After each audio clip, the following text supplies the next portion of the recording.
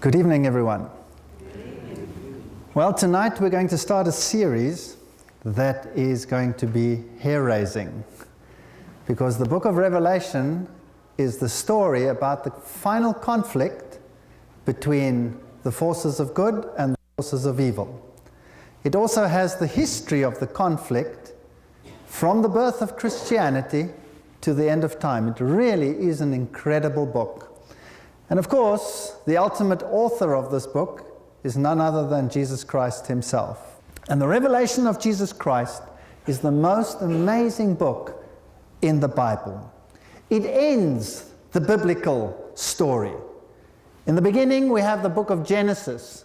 In Genesis, we have the lost tree of life. Mankind fell into sin and lost access to the tree of life. The consequences were death. Genesis chapter 2, verse 17. And from that moment on, man had to earn his bread by the sweat of his brow. Genesis chapter 3, verse 19. Man lost his dominion because he was created to have dominion. And he became naked. He lost the robe of righteousness which covered him. And then he was driven from God, because sin and a holy God are incompatible. That's the story of Genesis. It's the sad story of the creation of man and the fall of man. The greatest gift to mankind that God could have given is the gift of freedom of choice. Without freedom of choice, we are robots. And so God created man in the image of God with the capacity to choose. And love demands this gift of freedom of choice. I always use an example. What good is it if your wife or your husband loves you because he's pre-programmed to do so? That might be fun for a week, a year, maybe even 5 years, but then eventually you'll get kind of sick of it, right? If they're programmed to love you and every morning they get up and they say, "I love you," because they're programmed to do so. But what happens if they have freedom of choice, and in spite of your faults, in spite of all the things that you do that are obviously an irritation to everyone around you, what if they still say, "I love you," because they choose to? Doesn't that make it meaningful? Without freedom of choice, life is meaningless. So God created man in his image with the capacity to choose. That's special. And so man chose, and unfortunately, he chose the wrong way. Revelation is the book of grace. In Revelation chapter 2, verse 7, we read about the restoration of the tree of life. We read about victory over death in Revelation chapter 2, verse 11. We read about hidden manna. This is the bread that came from heaven that was placed in the Ark of the Covenant and represented this heavenly bread which would take away your hunger forever. And that was replaced.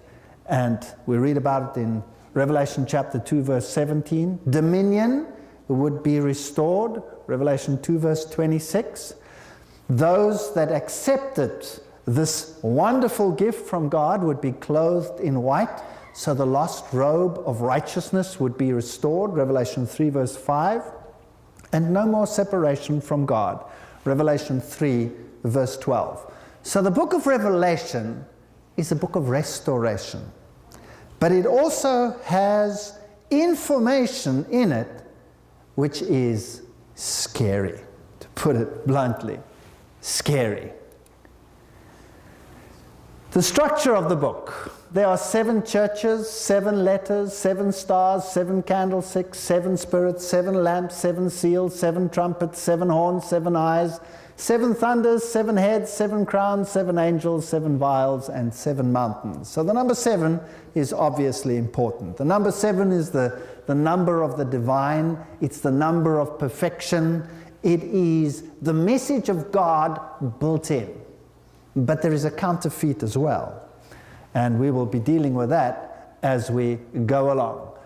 And obviously, if we look at all these components, then there is a symbolic meaning in all of these as well. So the book of Revelation uses symbolic language.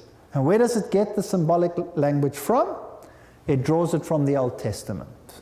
So without the Old Testament, we would not be able to understand the book of Revelation. Many of the symbols in the book of Revelation come, for example, from Zechariah, from Ezekiel, from all the prophets of the Old Testament, particularly also Daniel.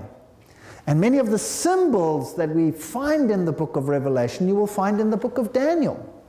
You will find the terrible beasts in the book of Revelation. And the description of the beasts, like lions, like leopards, like bears, and terrible beasts with 10 horns. You will find those in the book of Daniel. And you will find the number 7 in the book of Daniel. If you go through Daniel chapter 7, for example, you will have beasts there, and if you count up the heads of the beasts that are mentioned in Daniel chapter 7, you'll find 7 heads. And so you will find 7 heads in the book of Revelation.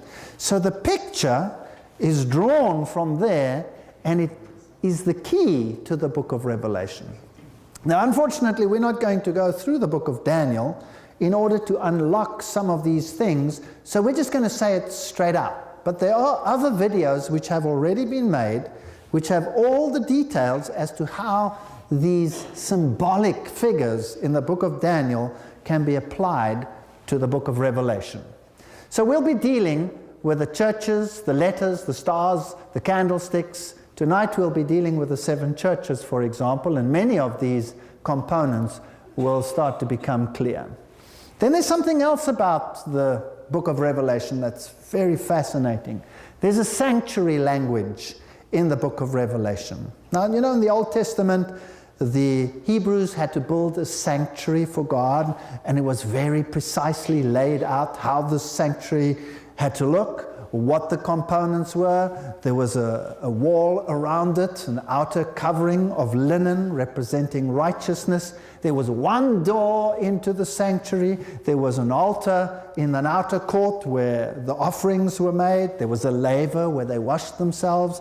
Then there was a compartment which was divided into 2, the first being called the Holy, then the Most Holy, and the high priest officiated in this sanctuary.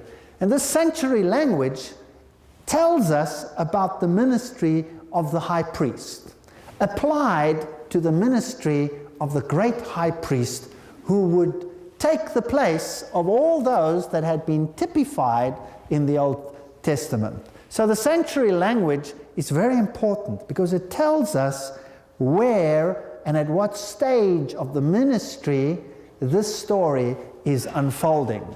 So, for example, when you go Revelation chapters 1 to 3, you have the story of the 7 churches, Jesus, the light of the world. There was only one entryway into the sanctuary, and it was called the gate. And Jesus says, I am the door. He who enters in by me shall have eternal life. There is only one door, according to the Bible, whereby we may be saved. And that is through Christ Jesus. That's what the Bible says. Today, that is not a popular teaching. And it's going to get less and less popular as we go along. And we're going to look at some of these teachings. So, for example, the gate, the doorway, was very, very important in the Old Testament times. It was the place where judgment took place. The elders sat in the gate.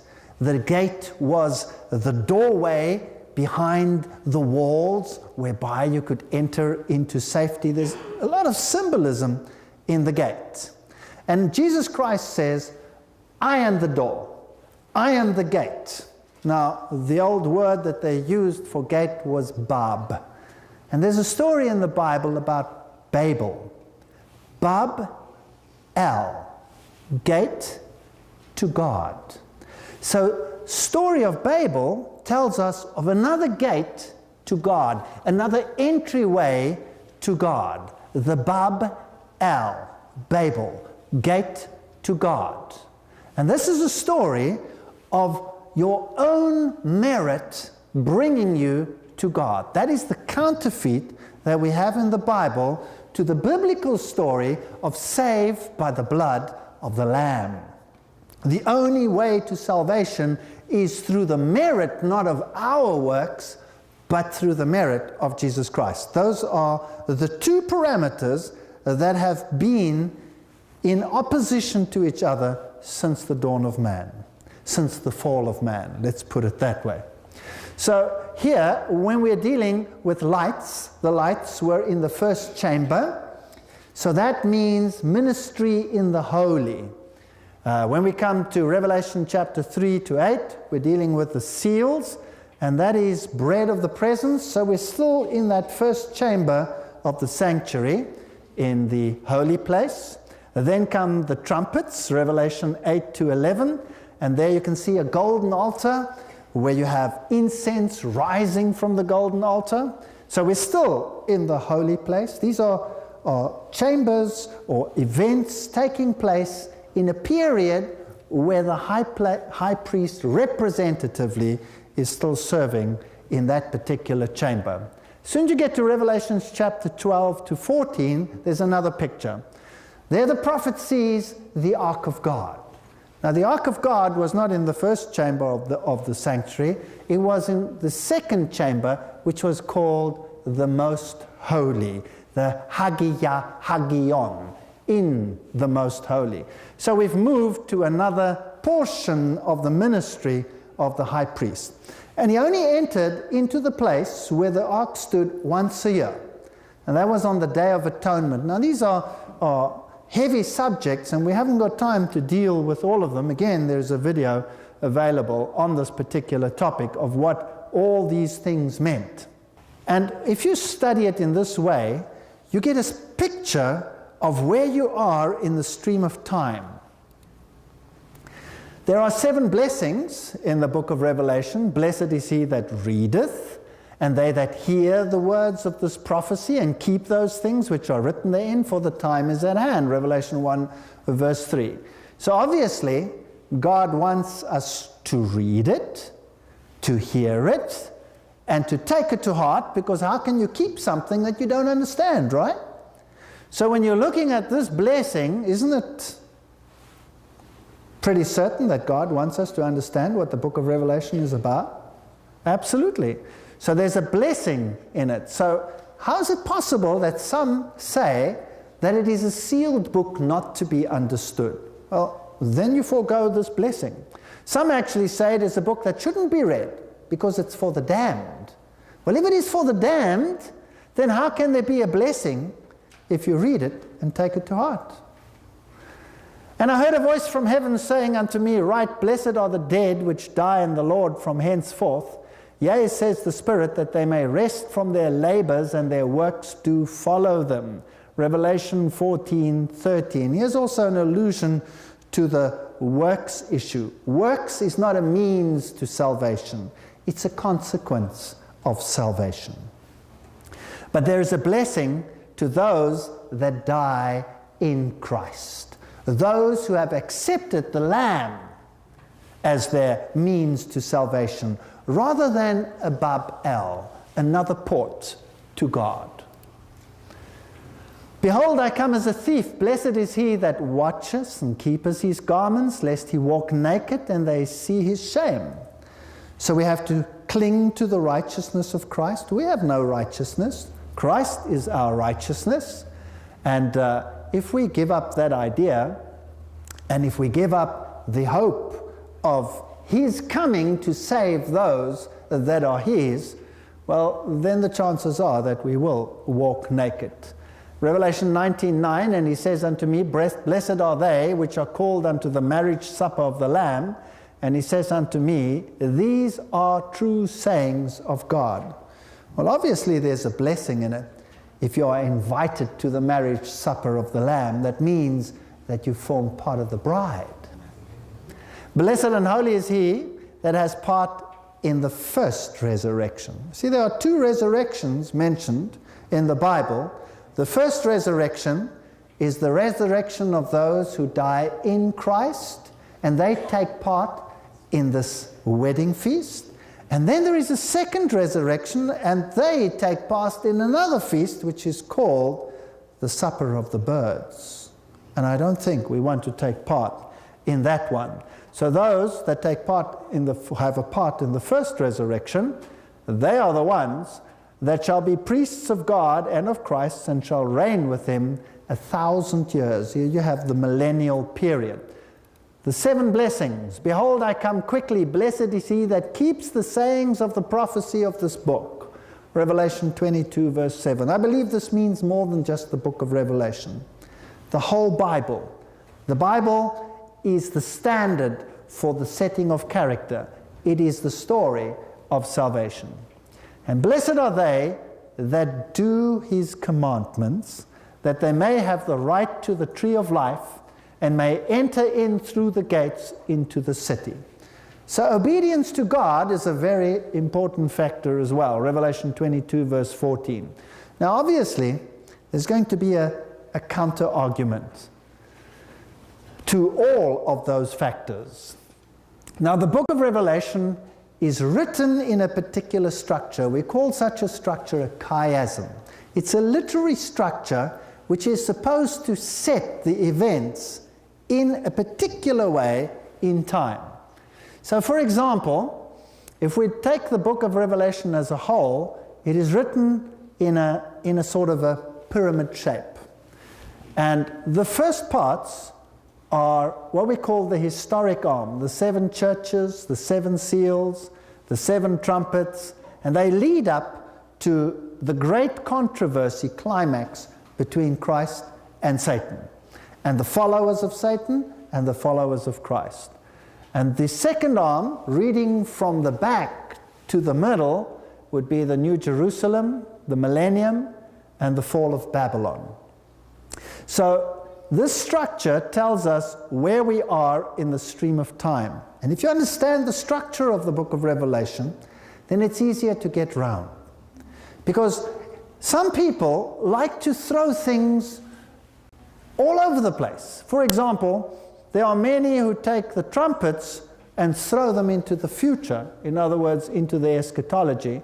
So they'll take the trumpets and apply them to events still to come in the future when God restores all things. But then, of course, you destroy the chiasm. You cannot destroy the chiasm.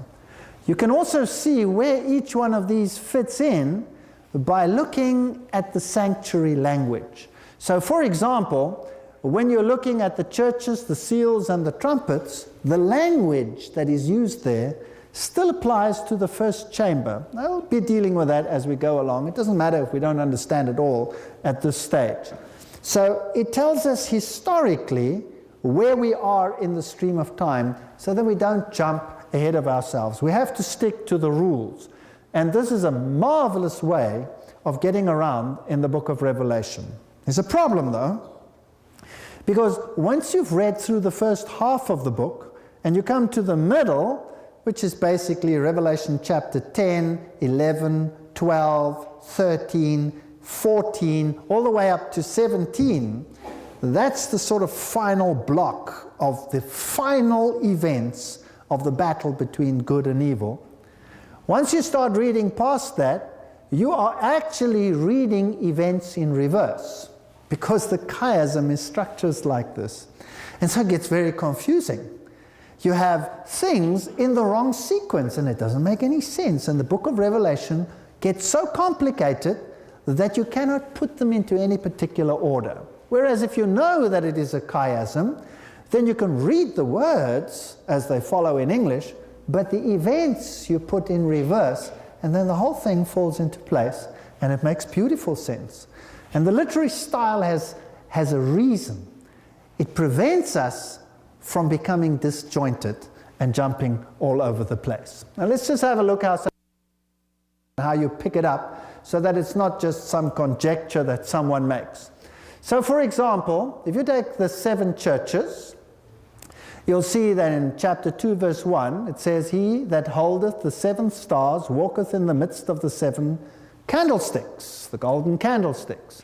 And when you look at the end of the book of Revelation, the New Jerusalem, You'll find in chapter 21, verse 23, the Lamb is the light thereof. So there you have a light, and you have the Lamb being the light thereof. Chapter 2, verse 7, to him that overcometh will I give to eat of the tree of life. Chapter 22, verse 2, we have the mention of the tree of life. So there you have the chiastic link. There's an open door in Revelation 3, verse 8. In Revelation 21, verse 25, towards the end, you have gates that never close. Christ in his Father's throne, on his Father's throne, Revelation 3:21, 22, 1 and 3, the throne of God and of the Lamb. The New Jerusalem is mentioned in chapter 3, verse 12, and the New Jerusalem comes down in chapter 21, verse 10. In chapter 3:11, I am coming soon. Chapter 22, verse 7, I am coming soon. You see how you pick up the chiasm? How they stick together? So you know, all right, this is how we're working, and this is how we move along. Now, what's also interesting is that anything that falls into the first part of the chiasm must be before the close of probation, because the high priest is ministering, and that means salvation is open to all. When you come to the eschatology, probation is closed, because the gates never close anymore. They are constantly open. The throne of God has become the throne of God and of the Lamb. That means Christ reigns in his kingdom. So you can pick up where you are in the stream of time. So you cannot make a mistake by putting things in the wrong place. So it helps us to stay within the framework.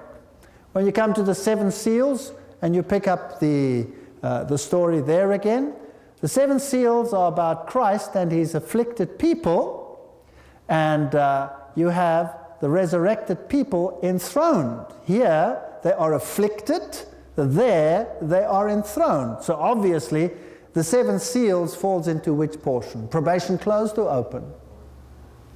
Probation must still be open, because they are still being inflicted. They are here on earth. Whereas in the second part, they are enthroned. Their suffering is over. They have been restored. So here you have heaven opened, and chapter 19:11, heaven opened. Chapter 6, the rider on a white horse. Chapter 19, a rider on a white horse. Chapter 6, verse 9, the souls of the martyrs ask for judgment. And in chapter 20, the souls of the martyrs are resurrected and enthroned as judges. In chapter 6 and 7, you hear about white robes. In chapter 19, they are given white robes. In chapter 6, 15 and 16, you hear about kings, generals, etc. They ask to be killed, and here they are killed. Again, so you find the structure coming together. Then the book of Revelation contrasts Christ and his people with Satan and his followers. So you have a trinity of God. You have the Father, you have the Son, and you have the Holy Spirit. And if you come to Satan's followers, you have a false trinity. You have the dragon, the beast, and the false prophet. Now the dragon, he represents God the Father. The beast, you will see in the book of Revelation, he is the one that takes the place of Jesus Christ. He is the one that sets up a kingdom, but it is an earthly kingdom. He's the one where everybody bows down to him, every knee shall bow. The beast is the one that has a counterfeit death and a counterfeit resurrection. He is the false Christ, the Antichristos, the Antichrist, in the place of Jesus Christ. Because in 75% of cases, the word Antichrist means in the place of. And we have to know what we're dealing with. And the false prophet is then obviously the one who plays the role of the false Holy Spirit. And these 3 powers are going to deceive the whole world into following a wrong set of rules and following a wrong Savior. This is a dangerous story. And it is so perfectly done and so deceptive that if we do not study it in detail, we will not even know. Do you think that the world today might be largely deceived, yes or no? Absolutely. That's what the book of Revelation talks about. What is it that Jesus said when the disciples approached him and asked him, what is the sign of your coming and of the end of the age? What is the first thing that Jesus said? He said, be careful lest anyone deceive you. Deception is the name of the game. In the lectures that are coming now, we will be dealing with deception like you have probably never heard it before. And we're going to deal with some things which are hair-raising. Hair-raising. So don't miss the lectures. We're going to talk about things that are done in secret. Who does things in secret? Yes. Jesus says, I have done nothing in secret. But there are many things that are done in secret. And this world, make no mistake, is being run by secret societies. So we're going to have a look at secret societies because the book of Revelation is about what happens in secret. All power unto the Son, power unto the beast. See the contrast? Hebrews, Revelation 6:2, all power unto the Son, and the counterfeit system, all power unto the beast. The keys of death and Hades and the keys to the bottomless pit, Revelation 9:1 verses 1:18 in Revelation. So here you have the contrast between Christ and his followers and Satan and his followers. And we will have to be very meticulous to take these apart. Who is like unto the Lord? Isaiah 40:18. Who is like unto the beast? Revelation 13 verse 4. So the beast power, he's scary. We have to watch him. A lamb as it had been slain, Revelation 13:8. One of the heads as it were wounded to death. Some translations say seemed to have a mortal wound. He which is and which was and which is to come, Revelation 1 verse 4. The beast which was and is not and is about to come, Revelation 17 verse 8. Can you see the contrast? So we're going to deal in terms of a battle. And the one that is going to be the visible component of the battle is going to be the beast. But he is hidden. His name is secret. And so we have to look behind the scenes to find him. Because that which you see is not that which is. That which you see is what you are supposed to see, but that which you do not see is what you're not supposed to see. And you're not supposed to know about it. And that is very important that we find out what happens behind the scenes. Then we read in Revelation 6:16 about the wrath of the Lamb. In Revelation 12:12 we read about the wrath of the devil. In Revelation 7:2 and 3, God's seal is in the forehead of those that follow him. But in Revelation 13, the beast's mark is in the forehead or in the hand. Isn't that right? So we have the contrast. We have the name of God in Revelation 14:1, and we have the name of the beast in Revelation 13:17. We have the tribes of Israel in Revelation 1:4, and we have the tribes of the earth, Revelation 1:7. We have the armies of heaven, Revelation 19:14. We have the armies of earth, Revelation 19:19. We have war against Satan and his people, and we have war against Christ and his followers, Revelation 12:17, etc. So there's a battle. This is a war. This is a story about a war. We have a supper of the Lamb, we have a supper of the birds. We have the Lamb's bride, we have the harlot of Babylon. We have the apostles of the Lamb, we have the false apostles. We have the Jerusalem of God, and we have Babylon, Satan's church. And we have the ruler of heaven, earth, and sea, and we have the beast out of the sea, the beast out of the earth, and the dragon. So we have all these contrasts in the book of Revelation. If we read the book of Jeremiah, then we have a typological story of what this great battle is all about. You see, there was a then-time story where there was a real war between Babylon and the people of God. And the prophet Jeremiah is the one who warned against the coming of Babylon, the coming of Babylon. Did the people like the message of Jeremiah? Nope. They didn't like it one little bit. They lowered him into the cistern, they beat him up, they put him in stocks, they did all kinds of terrible things to poor Jeremiah. They didn't like the message. Nothing's changed, by the way. Jeremiah 2 verse 11, has the nation changed their gods, which are yet not gods? But my people have changed their glory for that which does not profit. This is a battle about God's people. Be astonished, O you heavens, at this, and be horribly afraid. Be ye very desolate, says the Lord, for my people have committed two evils. They have forsaken me, the fountain of living waters, and have hewed them out cisterns, broken cisterns that cannot hold water. There's a story of what happened in literal Jerusalem versus Babylon. Do you think the same could happen in our time? Do you think it's possible? Do you think the Revelation might be trying to tell us something? Jeremiah chapter 2 verse 26 says, the thief is ashamed when he is found, so is the house of Israel ashamed.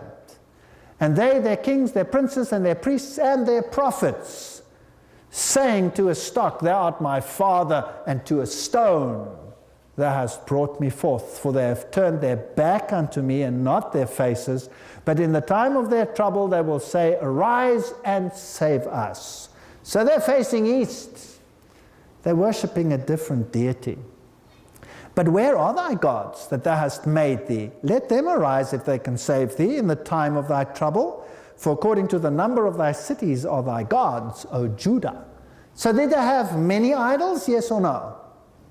Yeah, do you think there will be many idols in the last days? I think so.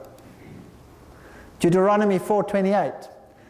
And there you shall serve gods, the work of men's hands, wood and stone, which neither see, nor hear, nor eat, nor smell. Daniel 5:23, but hast lifted up thyself against the Lord of heaven, and have brought the vessels of the house before thee, and thou and thy lords, thy wives, and thy concubines have drunk wine in them, and thou hast praised the gods of silver and gold, of brass and iron and wood and stone, which see not, nor hear, nor know, and the God in whose hands thy breath is, and whose are all thy ways, hast thou not glorified. Same thing, it's going to happen in our time. So they served idols today. Today we also have idols. No difference. Let's just go to ancient times, and I'll run you briefly through what the structures looked like. This is an ancient place called Euripus, and it's in Syria. And there are the ruins of an ancient city. Now, we could go there with this transport, but it seemed somewhat flimsy, so we opted for this luxury vehicle over here. And we drove many, many hundreds of kilometers with this old Mercedes to this particular place. And that's what it looked like, totally trashed. You cannot believe that a car like that can still drive. And interesting statement on the front there, strong car, faster. Well, this Arab man took us to this ancient city. And here you can find the main gates and the towers and the houses and the temples of Adonis and temples of Zeus and all the ancient citadels. This was a town after the formation of Christianity. And in this town you had a Christian church. It's very interesting. And if you look at the foundations, that's what it was, just one little room. And this is obviously where the Christians met. And in the same town, you had other temples. So people visited the temple of Adonis. For example, he was the sun. He was the Son of God, if you like. Here was a counterfeit Son of God. And what did that look like? Well, you can just see the foundations. So obviously here was the building, and you entered in over here, and there was a central hall with two side halls on the side, and here stood pillars separating this hall from the side halls, and there were altars in the side halls, and there was a main altar in the middle. Now, who builds like that today? Every single cathedral on the face of the earth has that structure. Every single cathedral. Isn't that interesting? Now, we could go into great detail there. but we will not. Yes, they're all built like that, exactly. Here is the river Euphrates, so we are dealing with a nice typology of Babylon, if you like. Here were steps leading up to the temple of Zeus, the father of the gods. And if you go to Syria, then the most famous one, of course, was the great goddess of the fountains. And this is the city where they're digging this up, Mari. And they're finding some very interesting things down there.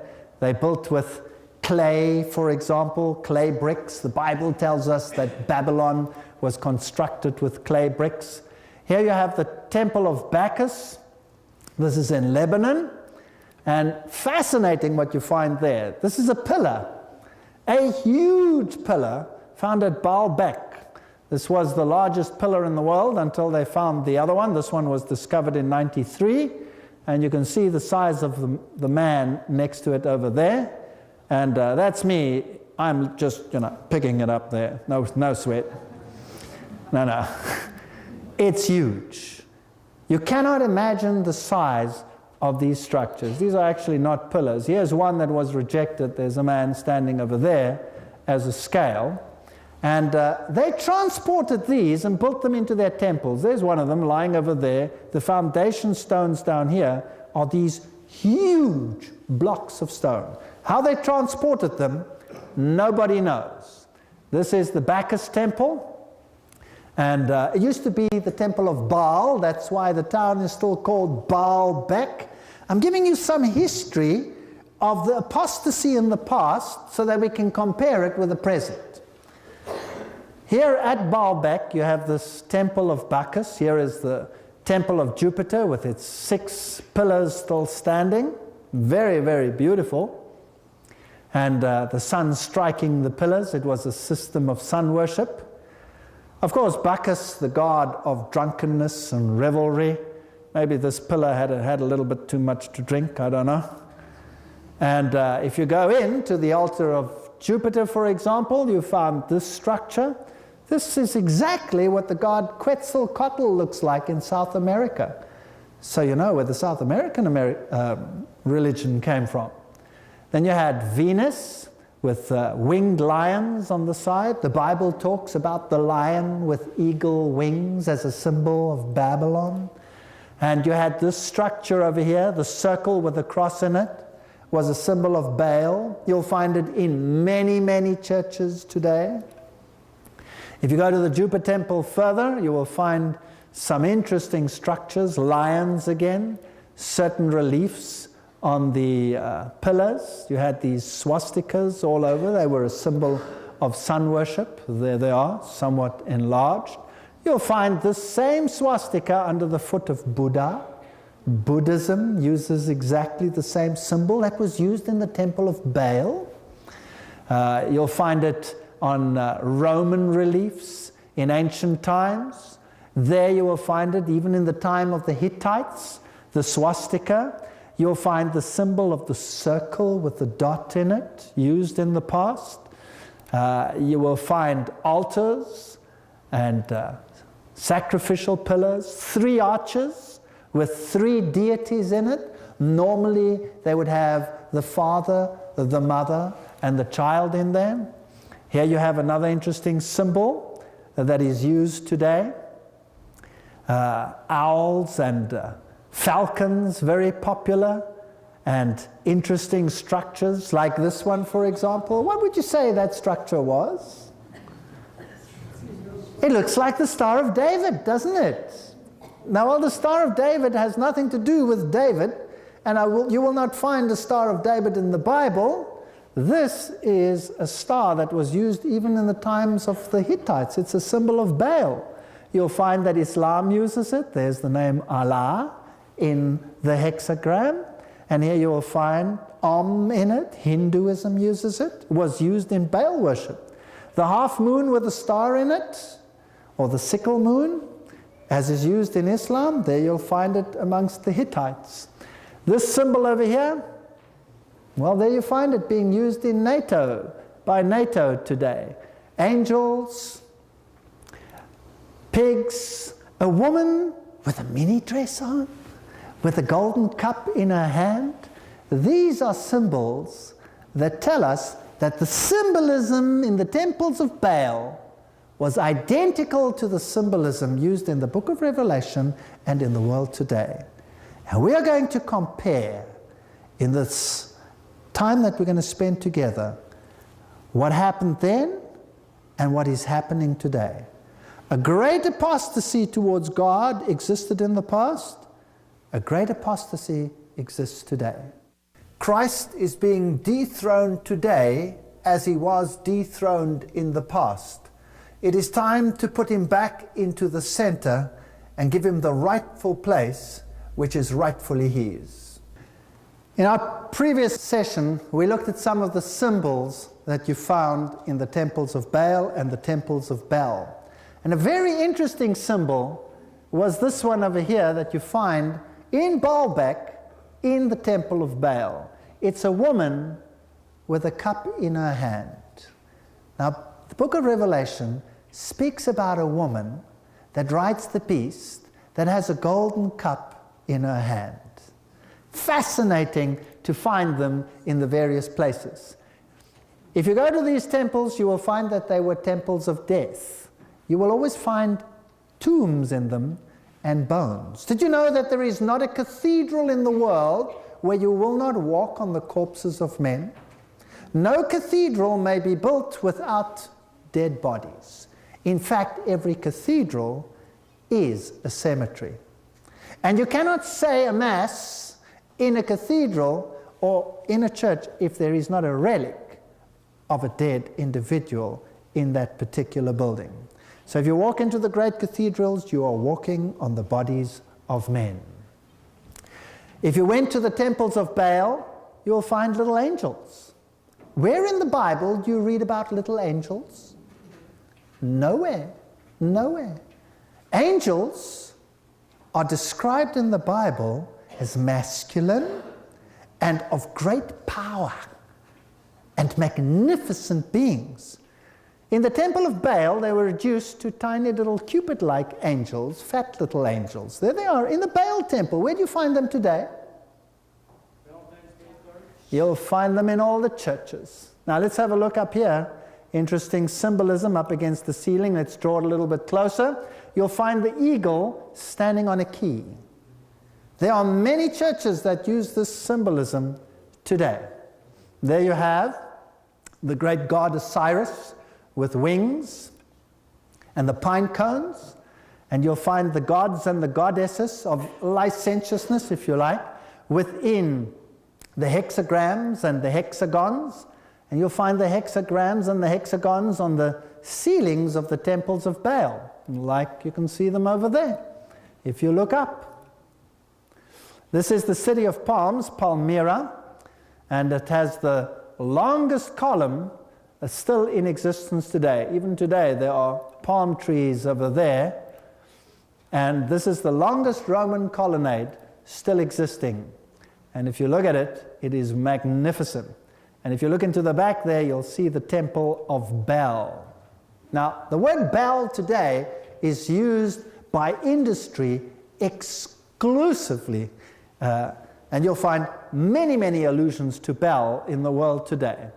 There is the temple of Baal. This is the best preserved temple of Baal in the world, basically another form of Baal. And if that's the courtyard on the outside, that was the place where they did their offering. They also had a holy place and a most holy place. It was structured on the same plan, basically, as that of Israel. But of course, Satan is an angel fallen from heaven, and he had the plan as well. So his is a counterfeit of the heavenly story. If you look up against the ceiling, you have sun symbols, and you have palm trees, and you have these deities represented as pine cones and pomegranates and pineapples, and you'll find halos around them, around the sun deities. Again, you will find feathers and eagles and interesting things up against the walls, which we don't even have to talk about. This is a very interesting one. This is the flame of Lucifer. This is the flame of Baal. What's it look like? It looks exactly like an Olympic torch. Exactly like an Olympic torch. In fact, they just lit one the other day, if you watch television, and they said a prayer to whom? Apollo, the sun god. It's not dead today, it's just disguised. Of course, you have the grapes for Bacchus, you have the fleur-de-lis and the triangles and the sphinxes with their breasts, female representations. There is one. And angels with wings amongst the pine cones. And here is the upside-down triangle with eagles in it. This symbolism is used today in all the mighty political entities of the world. So we have a lot of things to look at in the book of Revelation. The eagle, in its various forms, is the symbol of many, many nations. So the book of Revelation is going to tell us about this great conflict between good and evil. This great conflict between idolatry and the worship of the true God. And we're going to look at things which will stun you. We're going to look at the intricacies of the workings behind the scenes. How the world today is really moving towards the enthronement of another power. And the book of Revelation warns us about these things. So now let's go through the first chapter, verse by verse. The revelation of Jesus Christ, which God gave unto him to show unto his servants the things which must shortly come to pass. Wonderful. So he's going to tell us ahead of time what's going to happen.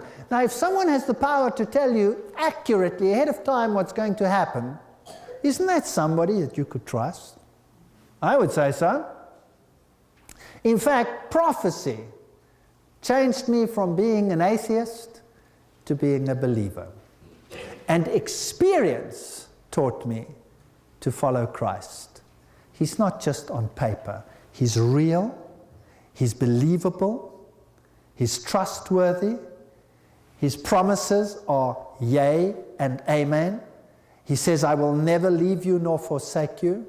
And I have found him to be trustworthy. And he sent, shortly come to pass, and he sent and signified it by his angel unto his servant John. So John is now receiving this revelation, who bear record of the word of God and of the testimony of Jesus Christ and of all things that he saw. So even though we are going to talk about terrible, terrible things in the lectures to come, and I'm telling you again, it will be like you have never heard it before. And people might say to me, why are you concentrating on what the evil side is doing? Why not just talk about Jesus? I wish I could do that. I wish I could talk just about Jesus. But there's a problem. How would you feel if you had a child that you really, really loved? Let's talk about love. Let's say you had a child and you really, really loved that child. But you know that that child is busy with wrong things.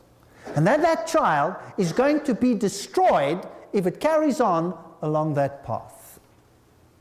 How would you feel? What would you do? It's no point saying to the child, Mommy loves you, because the child is infatuated with whatever it's doing.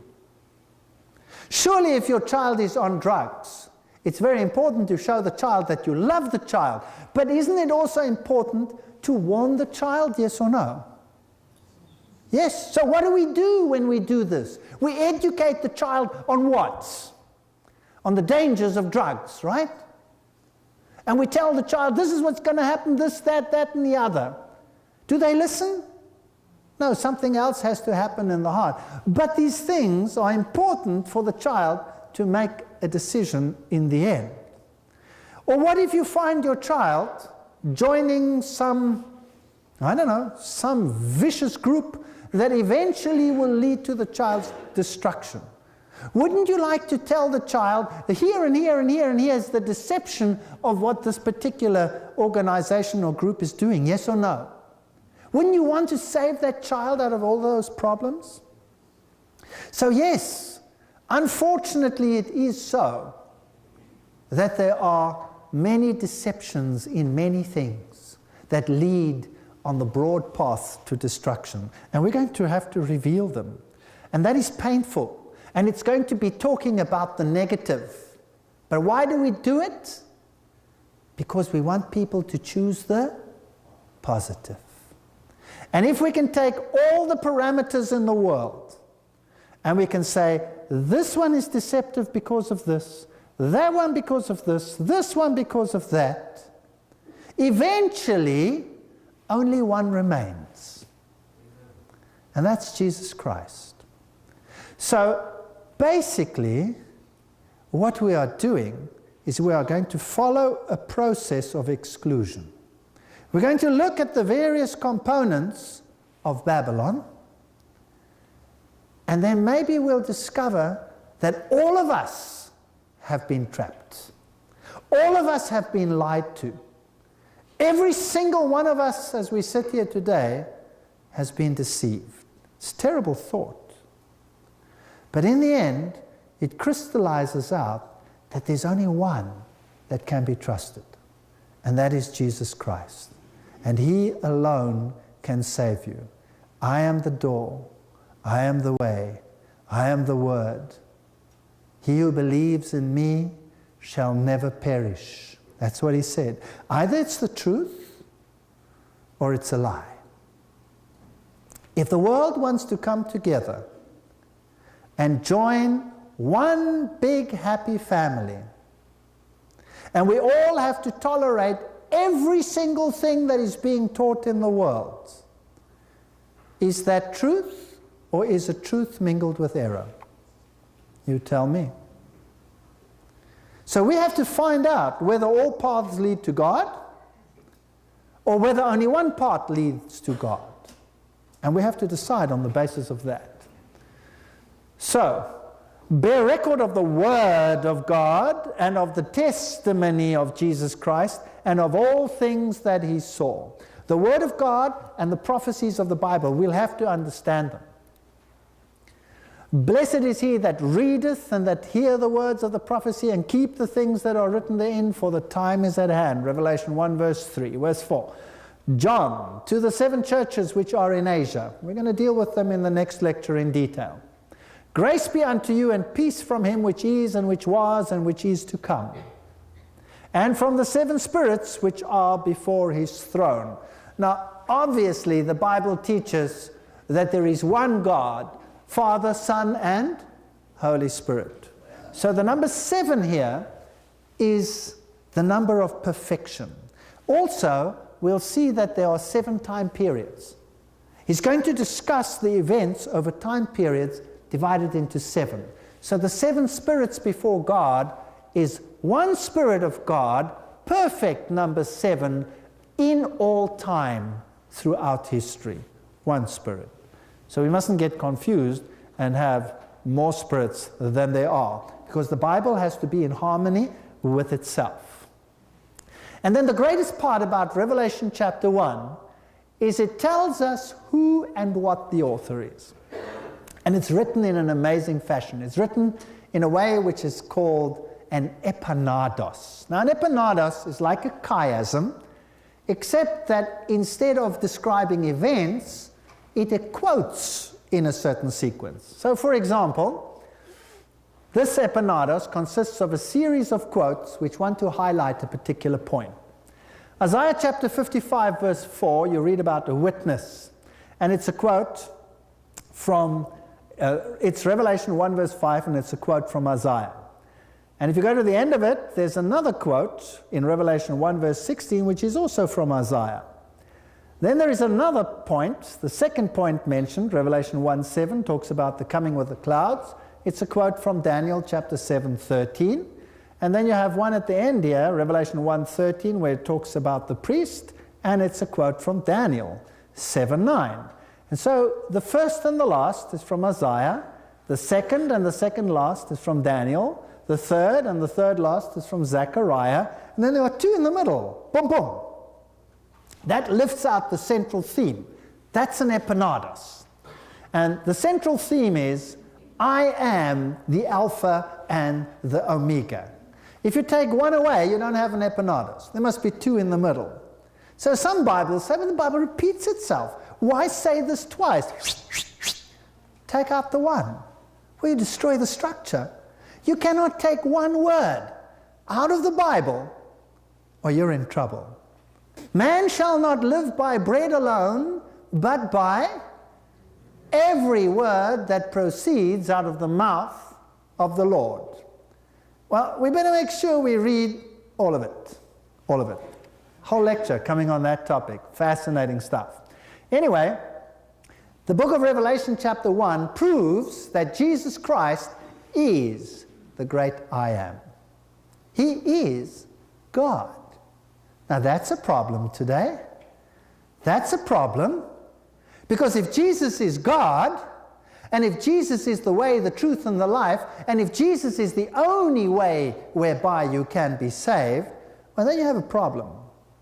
If you want to be in the same pot with all the other religions of the world.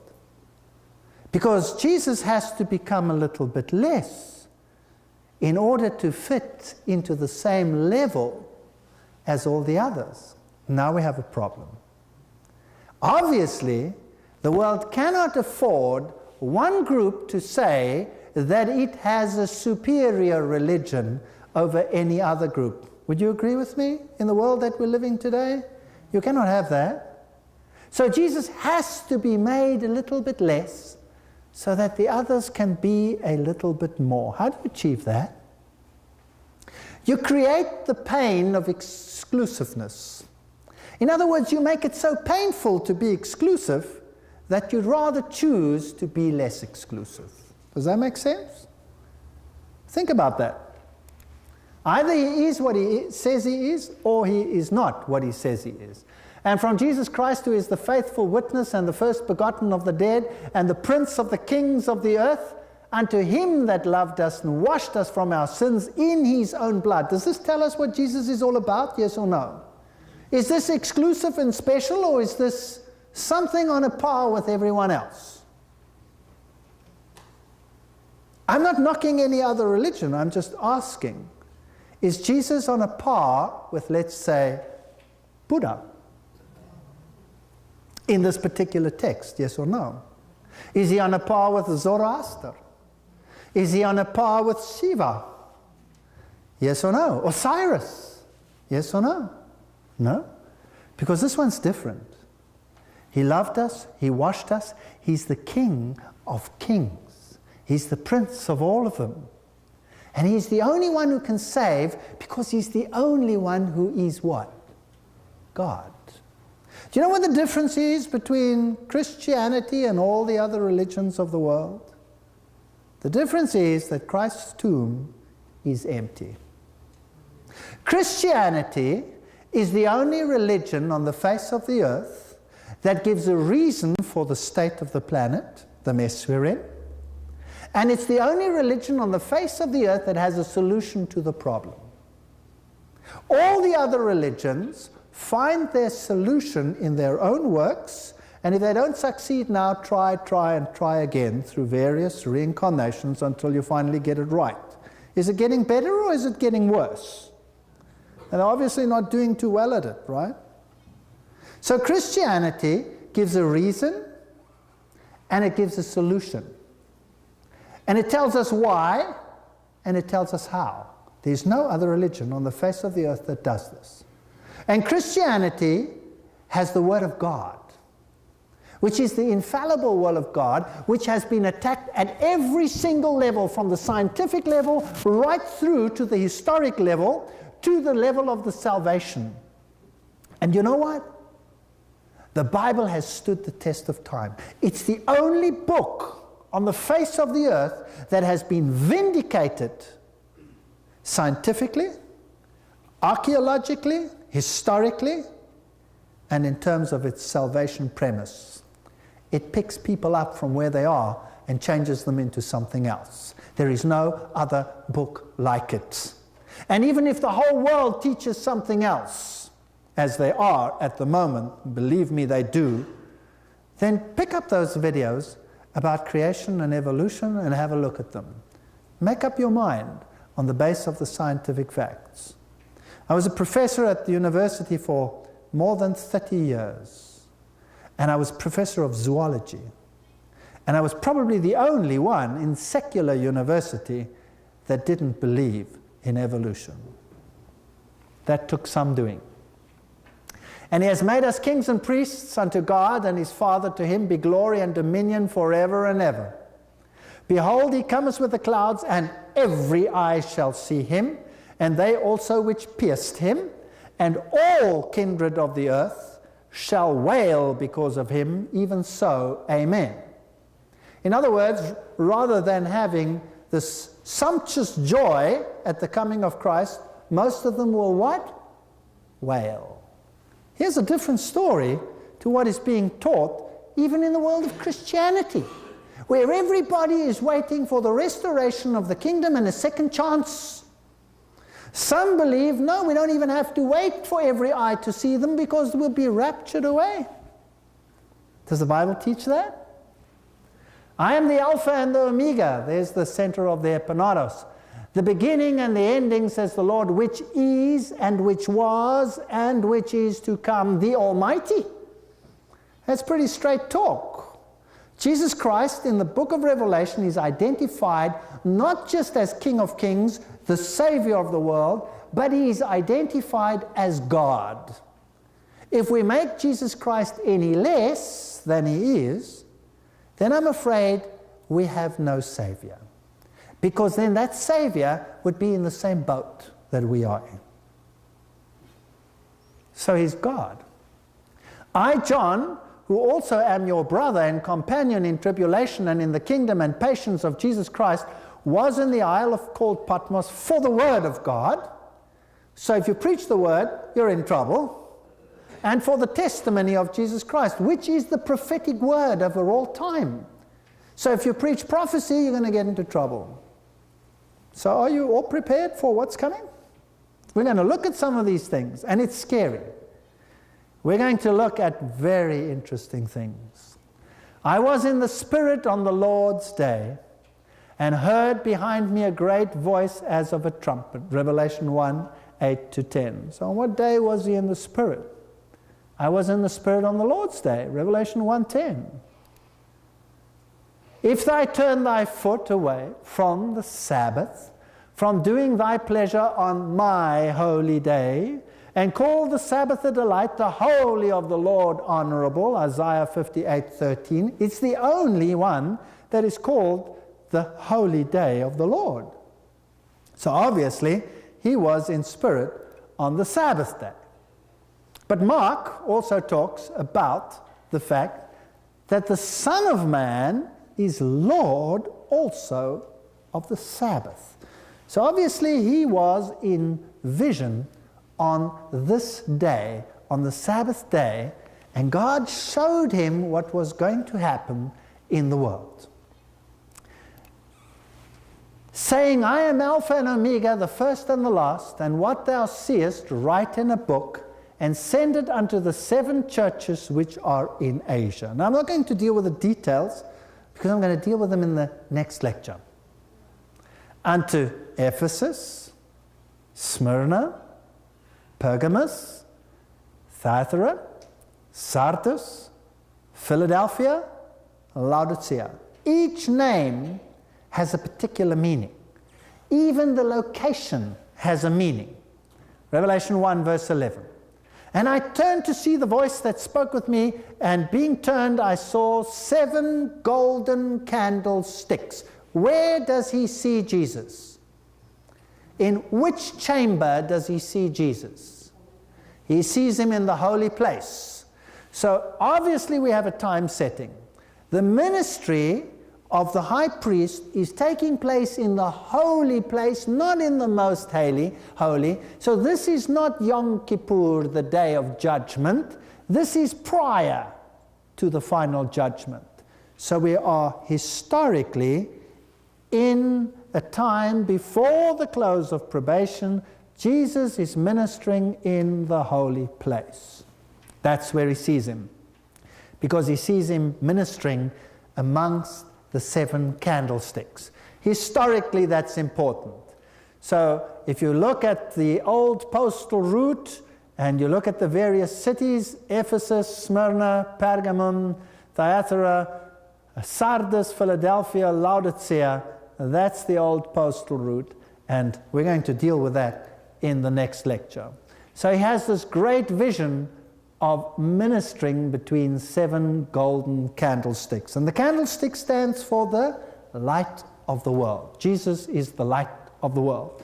Revelation 1:13, and in the midst of the 7 candlesticks, one like unto the Son of Man. Jesus, the high priest, the ministering high priest. He's the one who is the light of the world. He's the one who is the bread from heaven, the bread of the presence. He is the one that mediates on your behalf. He is the altar of incense. And the incense rising up is the ministry of Christ in making our prayers acceptable to God through his mediation. He is the one who deals and works in us to change our hearts of stone to hearts of flesh. That's the picture that we have of a caring Jesus Christ who is in control, who knows exactly what's going to happen, and foretells us in detail how he permits apostasy to take on the form that it is even in our time. Now, you know, this amazes me. If I were God, there would be a problem. Thank God I'm not God. Because I wouldn't have the patience that he has to deal with apostasy the way he does. And how he permits it to grow and to reach fruit so that everyone can see it for what it is. By the way, if you look at the world out there today, is it a pleasant place? No, it's not a pleasant place. In some countries, I come from South Africa, our houses are like jails. Murders left, right and center. 4,000 farmers already murdered. Believe that or not. It's horrendous what's happening. And nobody even knows. If you take a country like Zimbabwe, they're just driving them off the lands. And there is no sanctity of anything anymore. We're living in really terrible times. It is not safe for a young girl, it is not safe for a young man these days to go jogging alone. What kind of world are we living in? And if you look at the horrendous things that are done in the world today, sometimes you wonder, how can God permit this? God is permitting sin and apostasy to ripen to the point where everybody will see what it means to choose against God's righteous ways and man's ways. And that is an act of love. And in the midst of the fear and the confusion, there's a quiet place where he calls and he says, "Come unto me, you who are wearied and heavy laden, and I will give you rest." So we can find peace in the midst of confusion. And we can choose. We can choose to walk through life and look at the thorns and the briars and the thistles, or we could choose to look at the flowers and the lilies and the beautiful fruit. The choice is ours. And if we choose the one, we will choose sadness. If we choose the other one, in the midst of sadness, we can have peace. And that's what Jesus Christ is all about. He's the one in the midst of the candlesticks. He is the light of the world. But the candlesticks represents the churches that are to carry the light to the world throughout all the ages. And in the midst of the 7 candlesticks, one like unto the Son of Man, clothed with a garment down to his foot and girt about perhaps with a golden girdle. I'm quoting the King James, so sometimes it sounds a bit old-fashioned, but at least we have all the words there. His head and his hair were white like wool, as white as snow. His eyes were as the flame of fire. Nothing escapes him. Perfect righteousness. His feet like unto fine brass, as if they burned in a furnace, and his voice as the sound of many waters. Revelation 1:13-15. This was the voice of God. Jesus is described as God, not a created being. He was the one that was and that is to come from all eternity, the one who initiated the process of creation, the one who spoke and it stood fast. That's how he is described here. The vision that we have of him here is the one that Daniel had. Ezekiel described him like this. He is seeing Yahweh. That's who he is seeing. And he had in his right hand 7 stars, and out of his mouth went a sharp 2-edged sword. It's the word of God. And his countenance was as the sun shineth in his strength. So there you have the true Son of righteousness, and the feeble counterfeit is sun worship. And when I saw him, I fell at his feet as dead, and he laid his right hand upon me, saying unto me, Fear not, I am the first and the last. And if you take one message home tonight, it's this one. In spite of what we're going to deal with in the lectures, fear not, I am the first and the last. I am he that liveth and was dead, and behold, I am alive forevermore. Amen. And I have the keys of hell and of death. He's the only one who can save you, and he has promised to do it. Write the things which thou hast seen, the things which are, and the things which shall be hereafter. Here's a key. How do we interpret what the book of Revelation is going to say? It deals with what you have seen, which is right now. So, which are? The prophet is looking at visions, and they apply to that time. And the things which shall be hereafter. What's that? Future. So how do we read the book of Revelation? Surely, if that is the key, then it applies to what happened then, throughout history, into the future. Yes or no? God is fair. Is he going to write a book and put it in his Bible and give it to every generation and say, here's a book, but it's not for you, where, it's only for those who live in a couple of thousand years? Or is God going to put information for every generation in his book? Yes or no? God is just, he's fair. But we have whole groups today which take the book of Revelation and apply it only to the future. In fact, to a generation that will not even be here when it happens. In fact, to a whole church that will be gone and raptured when it is supposed to happen. Does that make any sense? No. The book of Revelation is historic, continuous. What happened then is applicable to the people living then. What happened in the next generation is applicable to them. And we have the whole story all the way through to the end. It applies to us all. And particularly, of course, to the great culminating events in the history of time. The mystery of the 7 stars, which thou sawest in my right hand, is important, because on the right are the saved, on the left are the damned. And the 7 golden candlesticks, the 7 stars are the angels. Angel is a messenger of the 7 churches, the 7 churches of God in time periods. The preachers, if you like, those carrying the message, they are in the right hand of God. He's in control. In spite of what's happening, remember, God is in control. And the 7 candlesticks which thou sawest are the 7 churches. God has this amazing ministry that he uses fallen man to preach the word. Wow. He could have done it himself. He could have thundered it from heaven.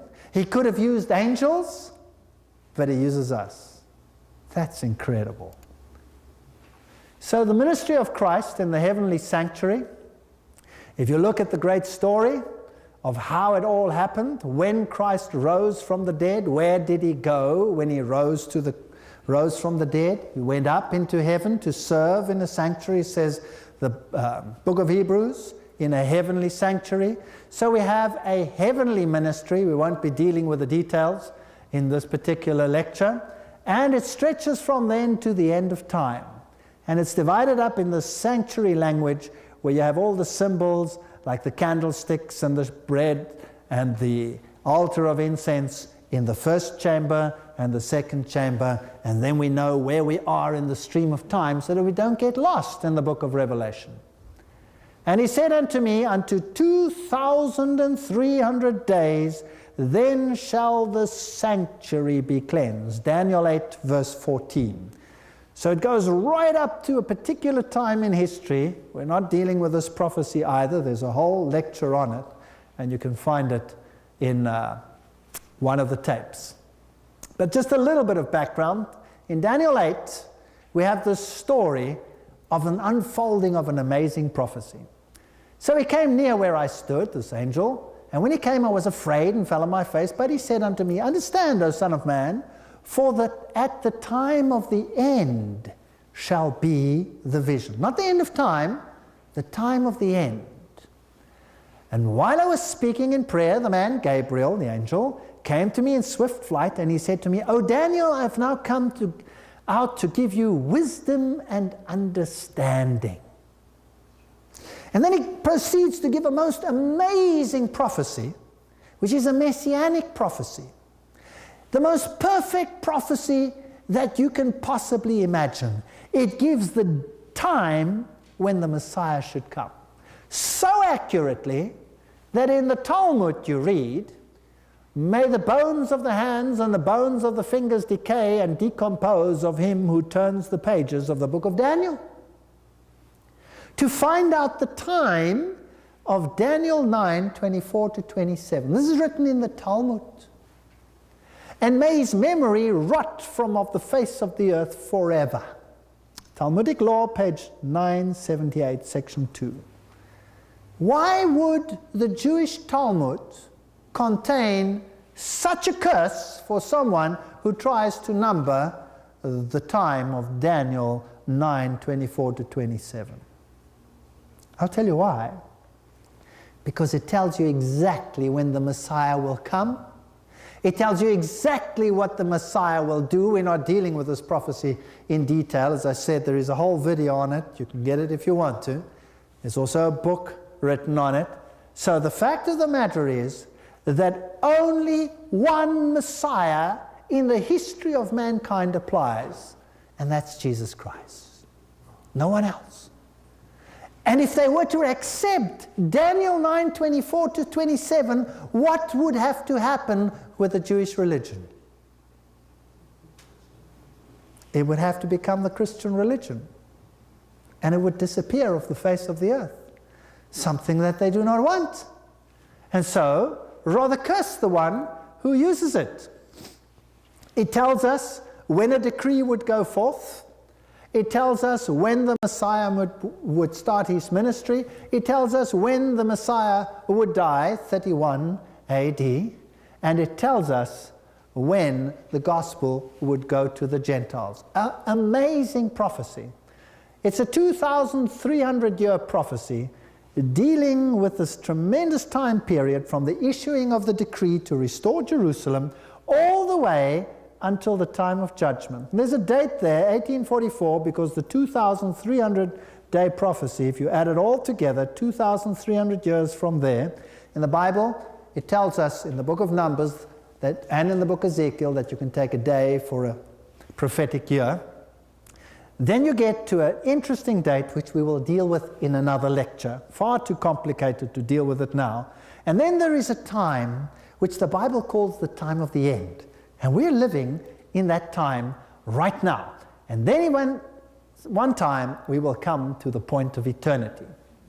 And the Bible teaches that Jesus is following the same ministry that was typified in that sanctuary service on earth. Hebrews 9:11, but Christ being come a high priest of good things to come by a greater and more perfect tabernacle, not made with hands, that is to say, not of this building, not an earthly one, neither by the blood of goats and calves, but by his own blood he entered in once into the holy place, hagion, having obtained eternal redemption for us.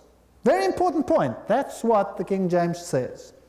Some modern translations don't like this, so they've changed this to most holy place. Big problem. Because now the whole ministry of Christ shifts. But that's a complicated story. We'll deal with it. It can't be a holy place. It has to can't be most holy place, must be holy place, because if it were most holy, it wouldn't say hagion, it would say hagia hagion, which it doesn't say. It says that, which actually means sanctuary. Hebrews 9 verse 12, not with the blood of goats and calves, but with his own blood. So this ministry could only start once Jesus had died.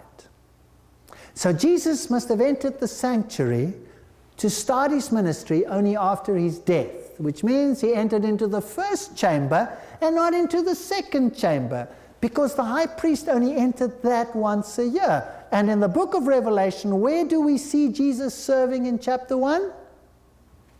Where the candlesticks are. So why are they trying to twist the Bible here and there? Complicated thoughts. Just put them in the back of your mind. Don't worry about them. We don't have to understand everything first shot. We'll get to that later. It'll get clearer. Hebrews 9, verse 3, and after the second veil, the tabernacle which is called the holiest of all, Hagia Hagion, the high priest went once a year. That was a different story.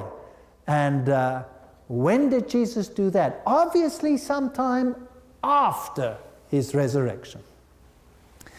So the question I have to you tonight is, if we have a high priest, and if that high priest is God, and if that high priest is the only one who through his blood can save you, then we have to choose him over all others. If there is no other name under heaven and earth whereby you may be saved, then we have to choose him over all others. But I have news for you. If you do, you will get into trouble sooner or later, either in the immediate circle or in the greater circle. But as for me and my house, I have decided to serve the Lord, and I would like to invite you to do the same. Thank you.